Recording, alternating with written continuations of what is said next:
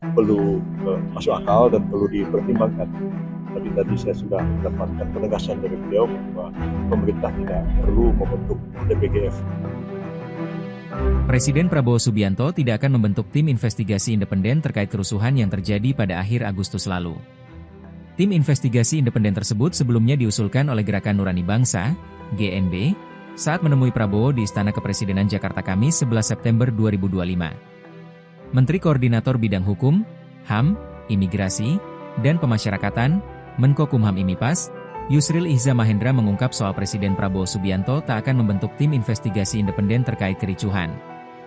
Yusril mengungkap respons Prabowo sejak awal memang tidak menegaskan akan membentuk tim investigasi independen terkait demo ricuh. Prabowo, saat itu kata Yusril, akan mempertimbangkan lebih dulu. Yusril mengatakan Prabowo menyerahkan sepenuhnya investigasi kepada tim independen Lembaga Nasional HAM, LNHAM, yang dibentuk Komnas HAM dan 5 lembaga lain. Pemerintah menghormati pembentukan tim tersebut. Sudah mendapat penegasan dari Bapak Presiden barusan bahwa usulan untuk membentuk tim gabungan pengumpulan fakta terhadap kasus-kasus demonstrasi yang berujung kerusuhan akhir Agustus yang lalu itu tidak perlu dibentuk menurut Bapak Presiden. Jadi seperti yang kita ketahui bahwa Pak Lukman Saifuddin pada waktu itu mengusulkan kepada beliau dalam pertemuan Gerakan Nurani Bangsa supaya membentuk TPGF, dan waktu itu beliau mengatakan itu adalah usul yang bagus, yang perlu masuk akal dan perlu dipertimbangkan.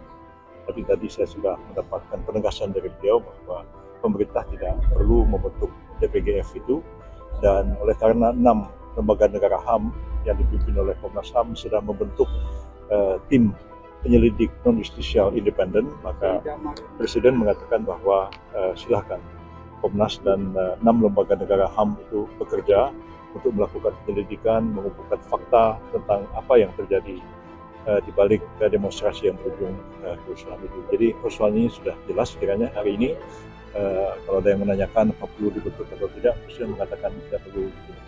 Tapi kan ini ada staf khusus untuk reformasi kepolisian ya, Prof? Ya, itu bukan tim penyelidik. Ya, tapi maksudnya akan ada reformasi. Ya, bahwa tadi Pak Presiden juga mengatakan kepada saya bahwa akan membentuk tim reformasi kepolisian. Itu mungkin dalam 2 minggu, 3 minggu ke depan akan dibentuk timnya. Kalau tadi Pak Ahmad Rufiri itu dilantik sebagai staf khusus Presiden, juga ikut menangani reformasi kepolisian. Tapi ya, bukan tim reformasi kepolisian yang akan dibentuk oleh Presiden. Apakah terbuka kemungkinan akan dipimpin oleh Pak Dufiri atau ada tokoh lain yang akan? Belum tahu.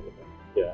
Dan siapa-siapa yang akan menjadi anggota tim itu masih disusun, dan biasanya nanti akan dituangkan dalam bentuk keputusan Presiden bahwa siapa yang akan memimpin, siapa yang akan info. Cukup jelas ya. Jadi tapi Prof, kalau membaca reformasi kepolisian apakah harus sampai mengganti Kapolri? Enggak, mengganti Kapolri itu sudah diatur dalam undang-undang kepolisian. Presiden yang berwenang dan Presiden akan mengajukan nama calon Kapolri yang baru kepada DPR, dan nanti DPR akan menyetujui, dan Presiden akan melantik siapa yang disetujui oleh DPR itu. Bisa saja Presiden mengajukan 1 nama atau 2 nama atau lebih. Terkait proses pencalonan itu sebelum diserahkan ke pihak DPR, Bapak sudah mendengar juga bahwa Presiden sedang mempersiapkan nama tersebut? Belum. Dan biasanya itu diputuskan oleh sendiri. Nggak mungkin nanya saya, itu kewenangan beliau sebenarnya. Terima kasih, Prof. Yusril. Download Tribun X sekarang, menghadirkan lokal menjadi Indonesia.